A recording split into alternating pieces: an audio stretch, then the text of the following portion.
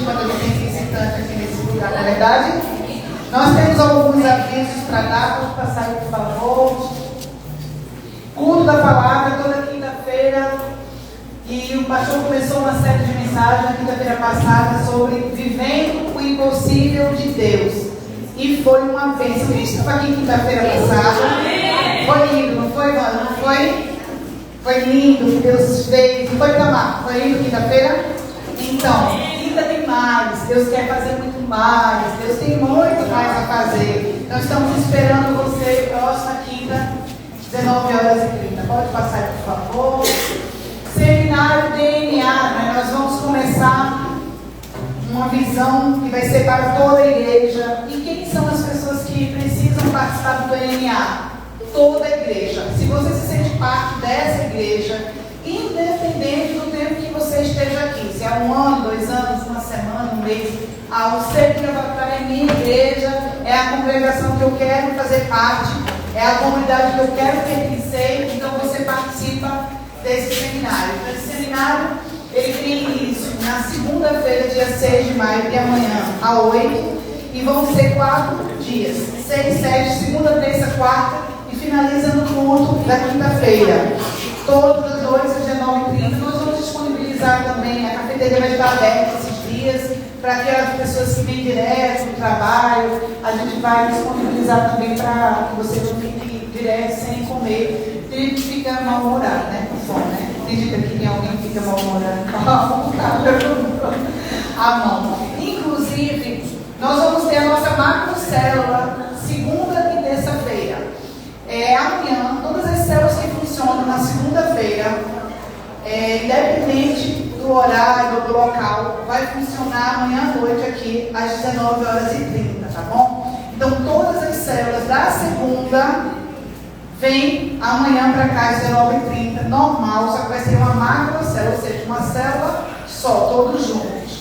Traga o lanche que você está acostumado a levar, porque depois vai ter um momento de comunhão. As células que funcionam na terça, vêm para cá na terça. E as células que funcionam outros dias, quarta, sexta e sábado, vocês escolhem com o seu grupo o dia que você quer vir e vem, ou segunda ou terça, tá claro? Então essa semana, nenhuma célula vai funcionar nos lares, tá certo? Todas as células elas vão funcionar especificamente aqui, segunda e terça, às 19h30, tá bom? Normal. Aí vocês escolhem, quem é de outro dia que não seja segunda e terça, vocês vão escolher o horário do dia que vocês vão fazer parte, tá bom? Mais algum aviso? Acho que não, né? Momento da palavra, amém. Hoje à tarde foi uma bênção. Quem estava aqui à tarde? Ninguém, né? Mas foi uma bênção. Deus colocou no meu coração algo muito específico. Não foi algo que eu já preguei, nunca preguei na verdade a respeito desse tema, mas eu senti uma direção de Deus e eu creio que, assim como uma presença estava aqui à tarde, está aqui nesse lugar, ela vai permanecer, amém? Vamos ficar de pé agora, por favor. Vamos abrir as nossas Bíblias no livro de Esther, capítulo 4, dos versos 13 a 17.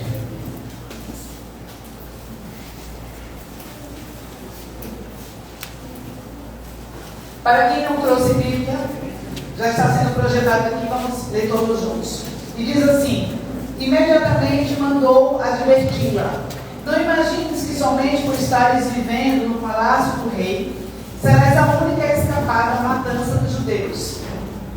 Porquanto, se calares neste momento crucial, certamente socorro e salvação surgirão de outra parte para os judeus. Mas tu e a casa do teu pai, os teus familiares e todos sereis aniquilados. Quem sabe se não foi para este dia que foste nomeada rainha da Pérsia? Então Esther mandou a seguinte resposta a Mardoqueu: vai, ajunta a todos os judeus que se acharem na capital, Suzã, e jejuai por mim, e não comais nem bebais por 3 dias, nem de noite nem de dia. Eu e as minhas servas também jejuaremos. Depois irei ter com o rei, ainda que esse seja um gesto considerado rebelde e contra a lei, se perecer por isso, pereci. Então partiu Mardoqueu e agiu exatamente como Esther lhe havia pedido. Amém? Fecha teus olhos, vamos orar um pouco mais. Pai, nós queremos te agradecer por essa noite, por esse culto, pela sua palavra. Muito obrigada, Senhor, pela sua presença neste lugar e que o Senhor possa continuar fazendo aquilo que o Senhor tem para fazer. Eu creio, meu Deus, que quando o Senhor reserva algo dos céus, nada impede o derramar das bênçãos que tem dos céus. Então nessa noite, meu Deus, alinha o nosso coração ao teu, alinha a nossa mente à sua, e que a tua igreja ela possa compreender tudo aquilo que o Senhor deseja fazer e revelar neste lugar. Assim eu coloco a minha vida à disposição do Senhor e te oro e te agradeço em nome de Jesus.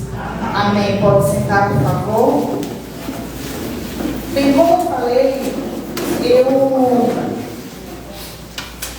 eu vou trazer algo muito diferente nessa noite, apesar de ser um texto muito conhecido. Eu já ministrei várias vezes sobre a história de Esther, sobre o contexto, mas o Senhor fez descer ao meu coração algo que eu creio que vai revolucionar o teu coração também, amém? Então eu quero te pedir nessa noite, de forma especial, reverência, evita conversar, evita deixar o teu telefone sem ser silencioso, evita levantar, deixa Deus falar e fazer aquilo que Ele tem para fazer neste lugar, tá bom? Eu vou fazer um rápido resumo sobre esse contexto que nós acabamos de ler, mas eu não vou me ater muito sobre Esther. O povo de Deus, ele viveu tempos bem difíceis. E o primeiro e mais extenso cativeiro que o povo de Deus ele vive é o cativeiro, o exílio do Egito, né? O tempo em que o povo de Deus passou mais de 400 anos subjugados, né? Vivendo ali em condições precárias, vivendo um tempo de escravidão mesmo. E nós vamos ver que naquela época, então, Deus levanta um homem que seria o resgatador, o libertador do seu povo. Quem foi que Deus levantou naquela época? Moisés, né? E Moisés então é levantado como uma voz de Deus para, enfim, tirar aquele povo daquela condição que eles estavam.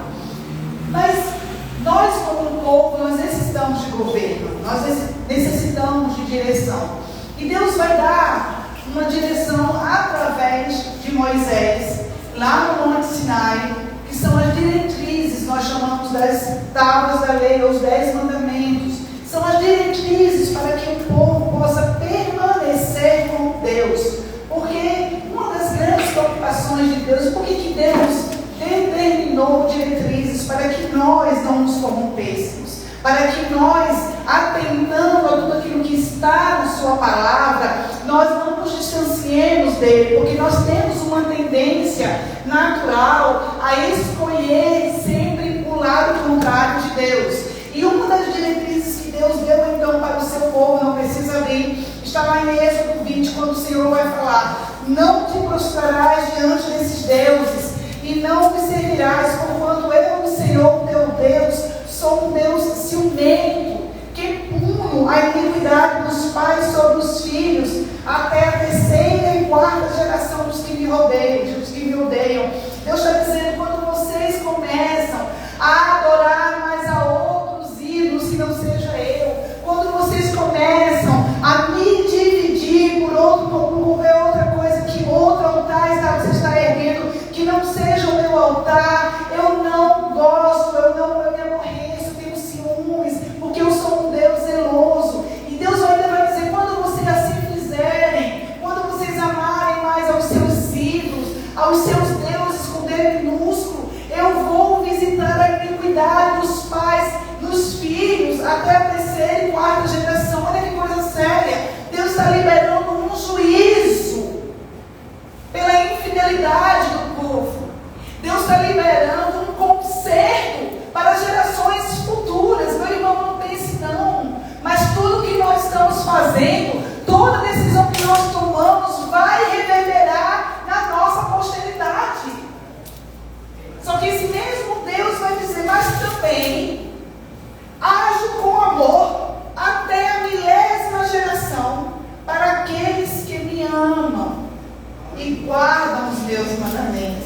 Olha só, o juízo de Deus é até a terceira e quarta geração, mas a misericórdia são 1000 gerações.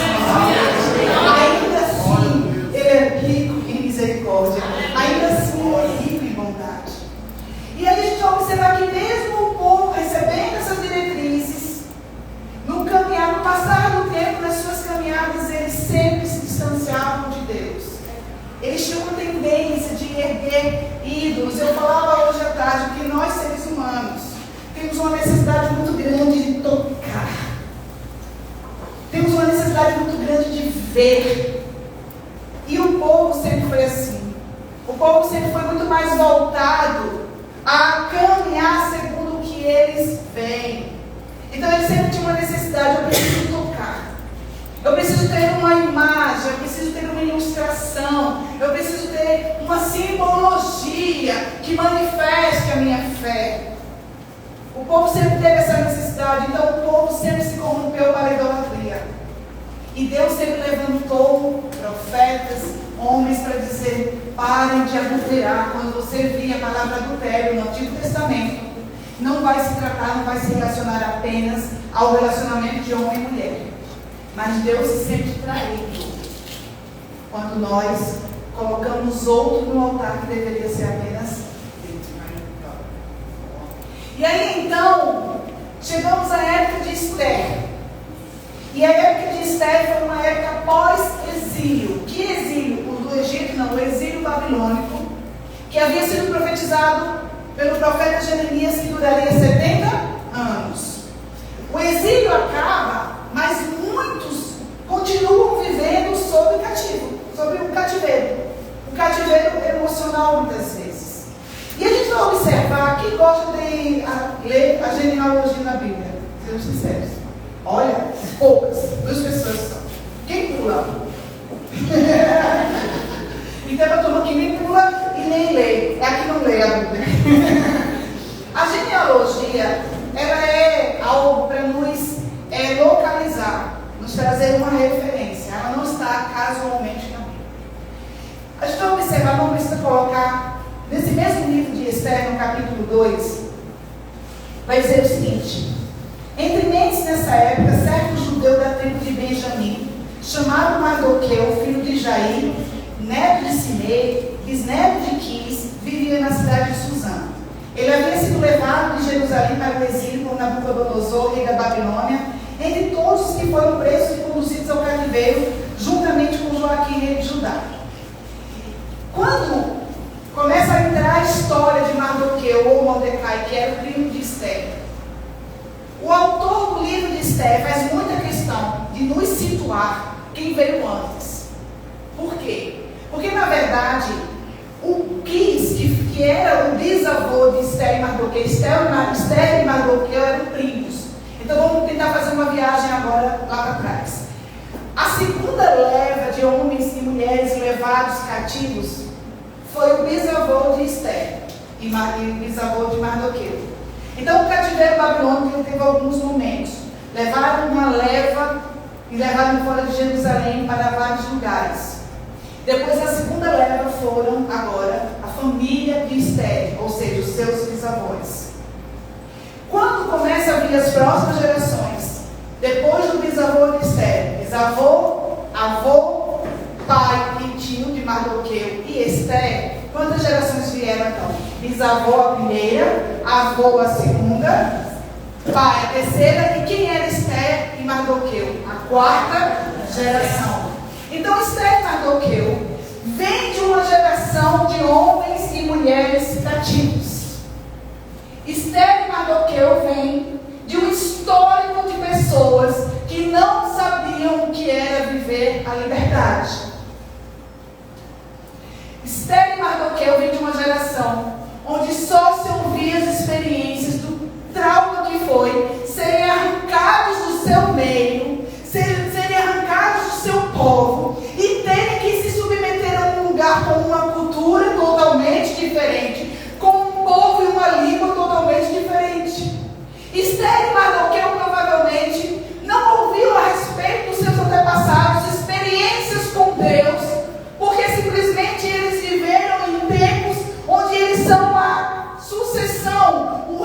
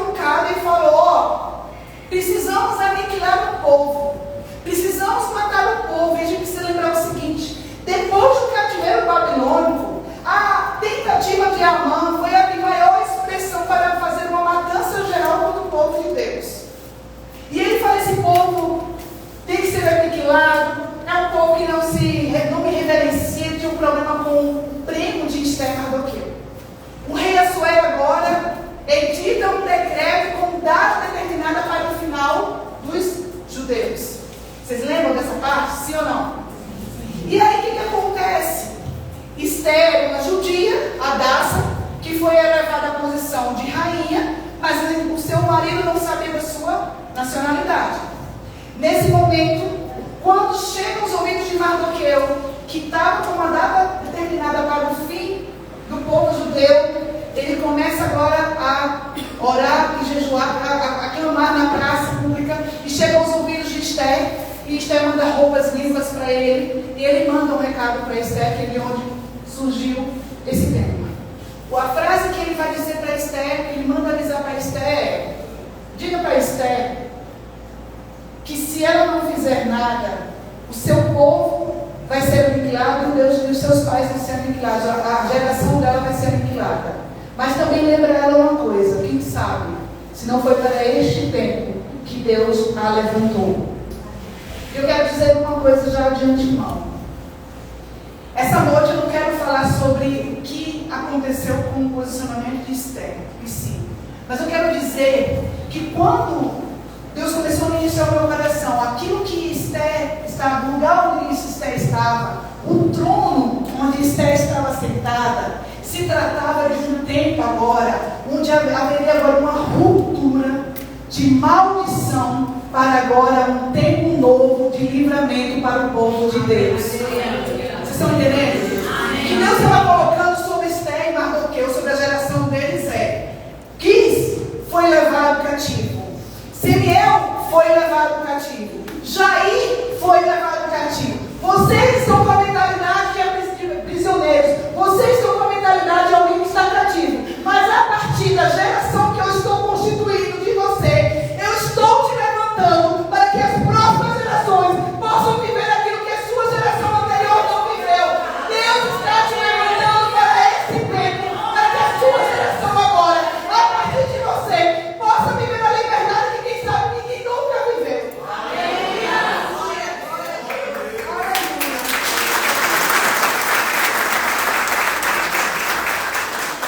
Entenda uma coisa, quando Deus quer nos levantar para construir algo, eu gostaria de dizer para você que você poderia começar do zero. Você não vai construir nada em cima do zero, porque você não é um ser isolado, você tem história. E quem sabe a história que vem antes de você, dos seus bisavós, dos seus avós, dos seus pais, dos seus tios, seja uma história de perdas, seja uma história de adultérios, de vícios, de imoralidade sexual, de abortos, de suicídios, de assassinos. E você está dizendo, mas pastor, você não conhece a minha história. Não, meu irmão. O que eu estou te dizendo é o seguinte: Deus quer te levantar para você construir sim, em cima dos escombros de ruínas, que a terra que você está. Mas agora, Ele está comissionando você, mesmo em cima de ruínas, mesmo em cima de escombros, daquilo que aconteceu de você para trás. Ele está te dando na mão uma responsabilidade. A partir de você é restauração. A partir de você é reparação. Eu estou colocando nas suas mãos a possibilidade de fazer diferença. Quem sabe se não foi para este tempo que Deus te levantou. Esther precisava ser lembrada. Você está no lugar, é nesse tempo que eu preciso usar a sua vida. É agora.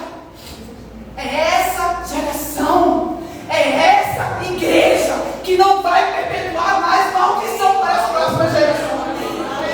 Deus conta que a partir de você, meu irmão, seja quebrado o ciclo geracional de mentira. Que a partir de você, meu irmão, seja quebrado o ciclo geracional de dor, não interessa. O que interessa é o que você vai fazer daqui para frente, como Deus vai contar com você daqui para frente. Quem sabe o Senhor não te levantou para esse tempo e para essa finalidade. Deus espera que nós possamos restaurar as ruínas das antigas gerações. Aleluia. Independente de como foi a sua história familiar. Olha o que diz lá em Isaías 58:12, não precisa colocar. Mas o Senhor está dizendo assim: os teus filhos edificarão as antigas ruínas. Levantarás os fundamentos de muitas gerações e serás chamado reparador de brechas e restaurador de veredas, para que o país se torne habitável. É Deus dizendo: não importa como foi a história da sua mãe, não importa como foi a história da sua avó, eu estou te comissionando para reparar as brechas que eu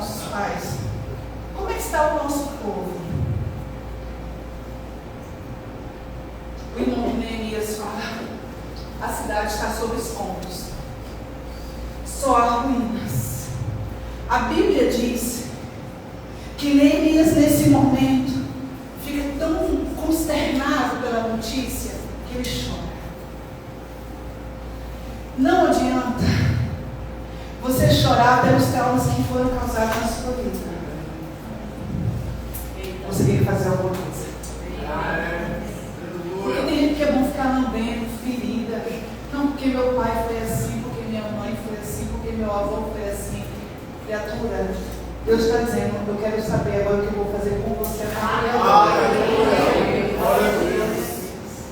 Neemias chora, depois ora e jejua. E depois toma uma atitude.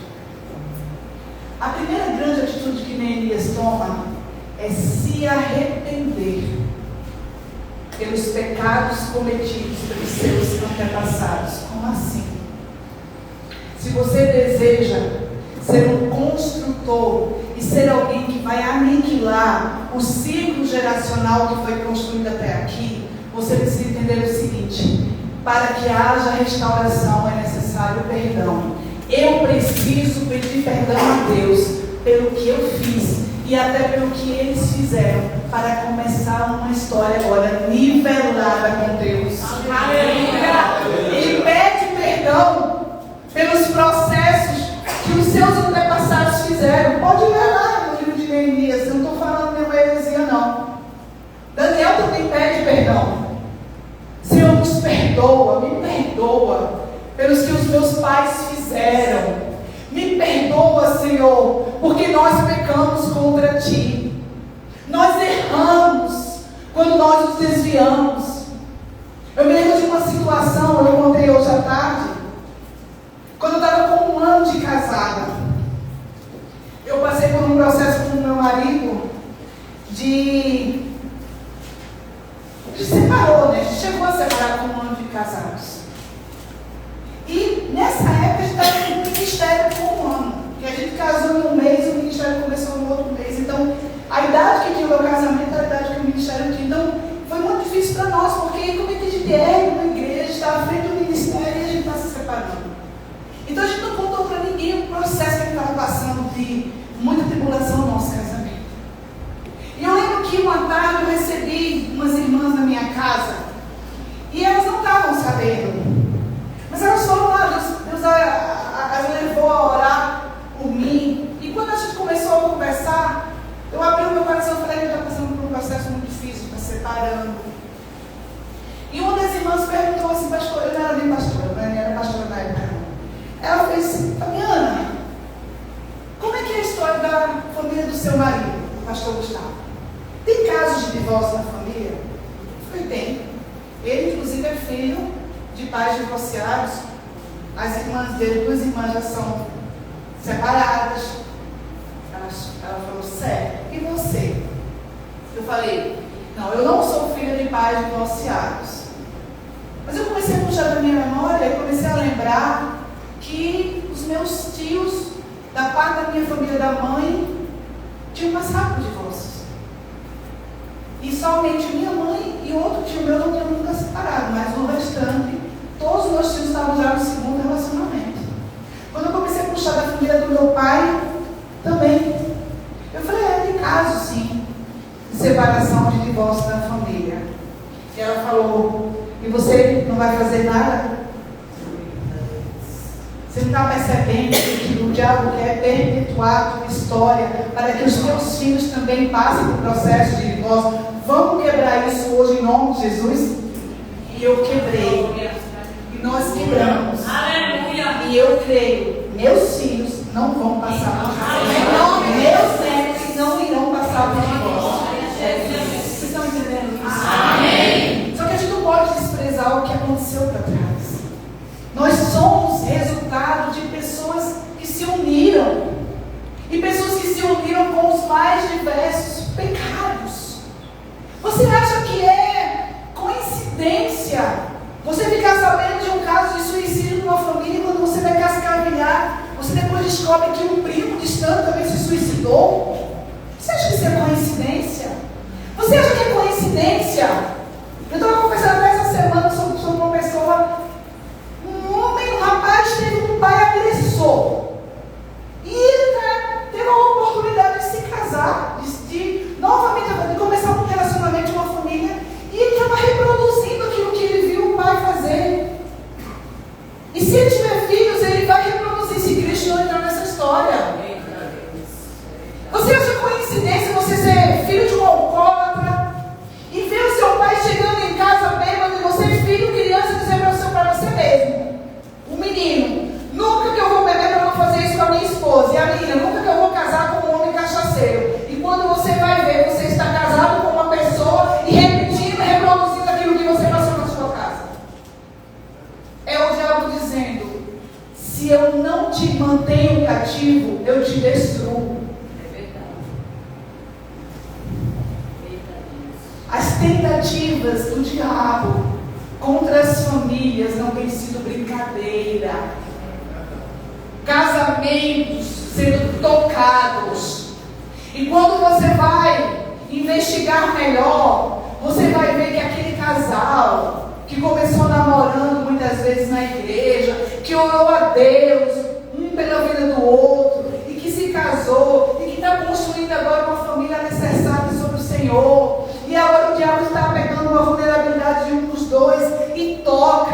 E quando ele toca, se você for cascavelhar, provavelmente, eu estou falando de casos que aconteceram aqui. Quando a gente vai cascavelhar, aquela moça, a sua mãe já vem de um histórico abusivo de relacionamento, já vem de um divórcio, de filhos que foram criados sem pai. Aquele jovem veio de uma família totalmente estruturada. E o diabo está dizendo, se eu toquei nos seus pais, nos seus avós, eu posso tocar em você. Você tem que ser como uma barreira. Deus está querendo levantar uma geração de estéril e bloqueio.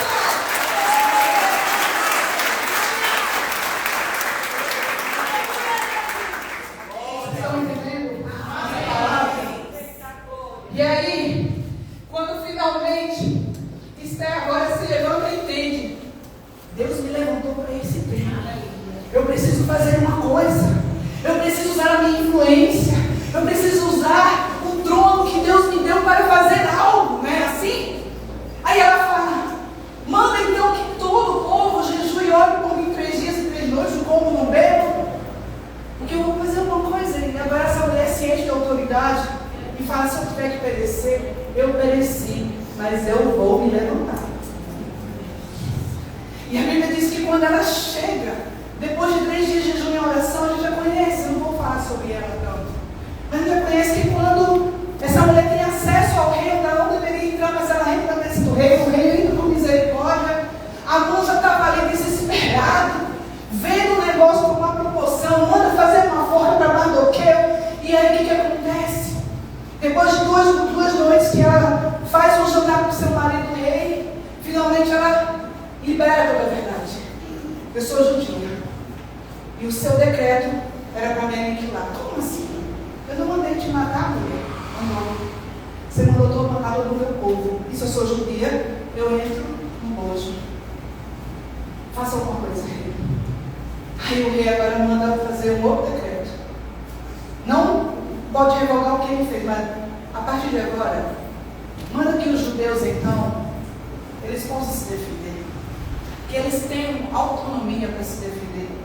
Porque se existir uma sentença de morte, a sua geração agora está dizendo: eu sou a parede, a muralha, que a sentença que tocou até aqui não vai tocar mais.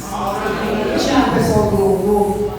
E a Bíblia diz que por conta da geração de Esther e Mardoqueu, o povo de Deus não foi aniquilado. E quando finalmente acontece esse acontecimento, a Bíblia diz que Mardoqueu, você pode ler com calma em casa. O livro de Esther tem 10 capítulos.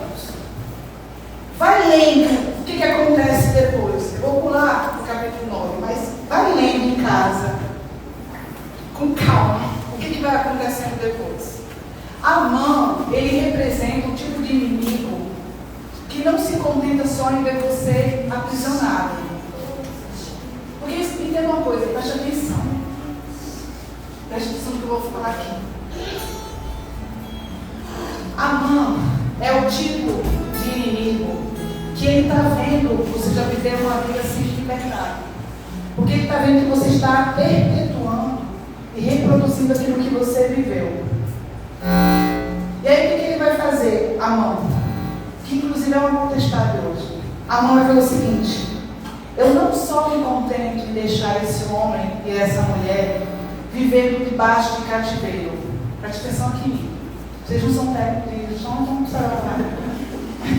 Fica todo mundo assim, alfabeto, vocês são técnicos, né? Fica lá pra mim. E aí o que acontece? Quando o que tu estava falando? Você está falando o quê? Que Amã é um tipo de potestade, como você quiser. Amã é um tipo de potestade que é o seguinte: eu não me contento só em ela aceitar, mas na minha casa, na minha família sempre foi assim. Ele não se contenta só em ver você se conformando como você está vivendo, porque todos na sua casa você escutou que viviam assim. Ele quer mais. Porque ele sabe que quando você vem para um lugar como esse e ouve uma palavra como essa, ele está dizendo: epa, eu tenho que adiantar o processo para que eles não executem a minha destruição. Porque quando nós conhecemos o inimigo, nós temos na nossa mão a arma da consciência. Aleluia. E a gente tem a arma da verdade. Conhecereis a verdade e a verdade vos libertará. Olha o que a mão começa a fazer quando a primeira noite de jantar acontece. Eu tenho que matar um líder. E ele manda agora construir naquela noite uma forca para Mardoqueu. Gente, já tinha um decreto de morte contra os judeus. Por que Amã, preste atenção, isso é um segredo espiritual, por que Amã não se contentou em só matar os judeus? Não já tinha uma data de morte sentenciada para aquele data? Tinha. Mas olha o que acontece. Esther faz a primeira noite de jantar para o seu marido, para o seu rei. Chama Amã para essa noite. Quando Amã volta para casa, olha como tudo isso são peças se movendo. Ele volta volta para casa e ele volta feliz, regozijado, porque ele fala da esposa dele que estava com uns amigos em casa. Ele fala assim: eu estou muito bem na fita, né? Porque a rainha Esther promoveu um jantar especial. Ela não chamou ninguém além do rei, ela só me chamou. E aí a amiga, a esposa com os amigos falaram assim: faz sentido, mas por que tu não traz a memória que tem um judeu chamado Mardoqueu que não se prostra diante de tu? Nessa hora, uma luz se acende para a mãe e fala: é verdade, eu não vou me contentar só em matar o povo, eu tenho que matar o líder do povo. Entenda? Quando você destrói a cabeça, você destrói o povo.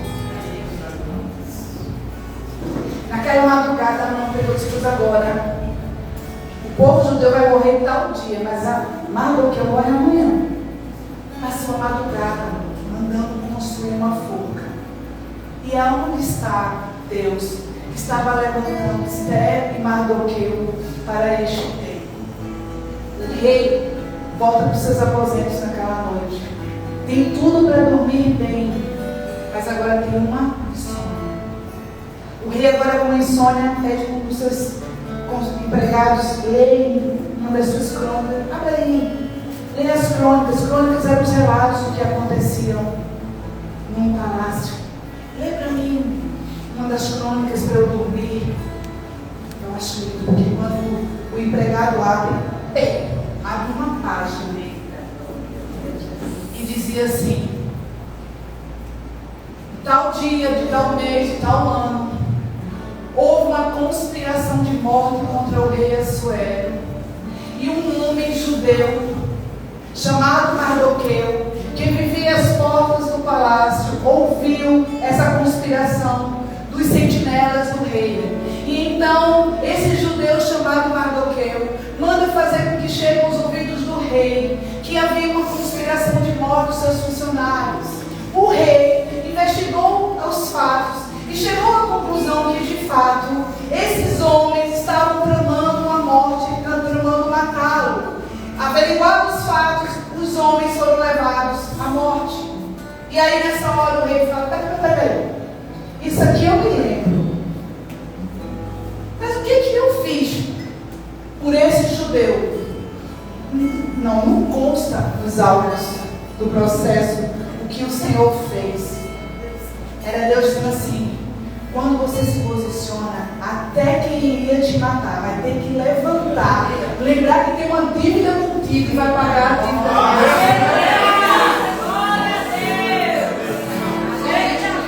Ele orando e o povo orando e jejuando. No outro dia, quando a mãe chega, cheia de si, já estava certo para ir falar com o rei disse assim: funcionário, manda o primeiro homem que você encontrar até mim, a gente já sabe a história.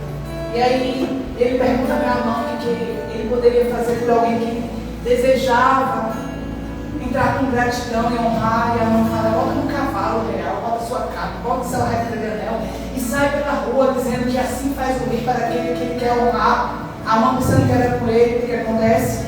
Então a mãe vai puxar o cavalo, porque vai ser Mardoqueu em cima do cavalo. Glória a Deus.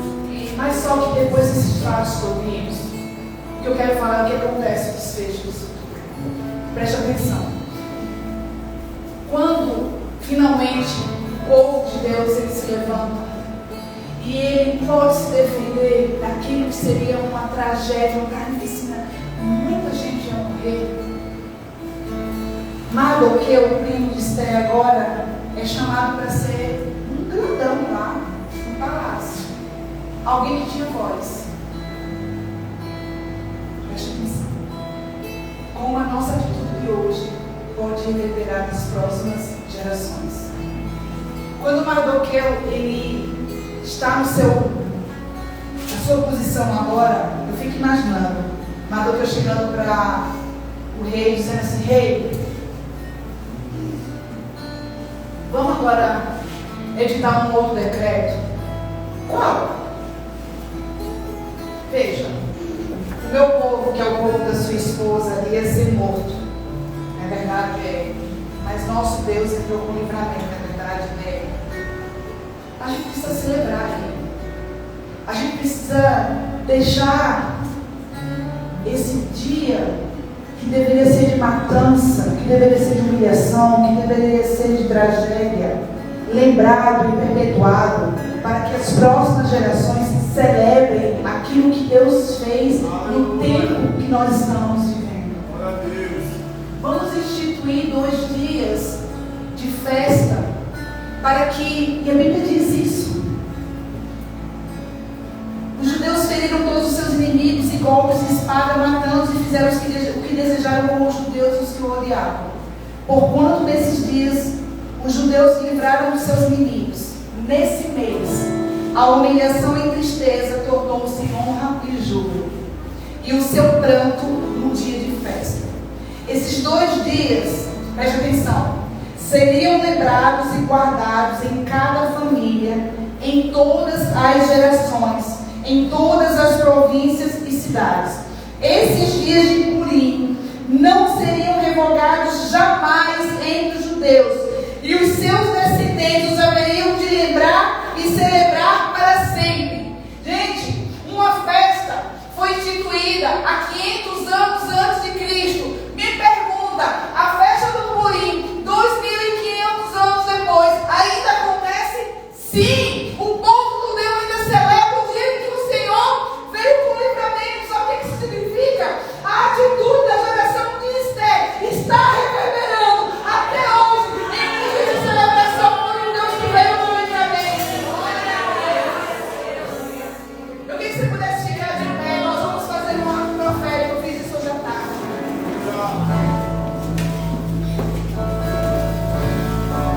Nós não iremos perpetuar o legado de maldição que está sobre nós. Eu não sei o que a sua família passou. Eu sei que a minha passou. Eu lembro, eu comentei isso até quinta-feira. Eu fui criada aqui nessa rua, criada assim, eu via muito nessa rua aqui.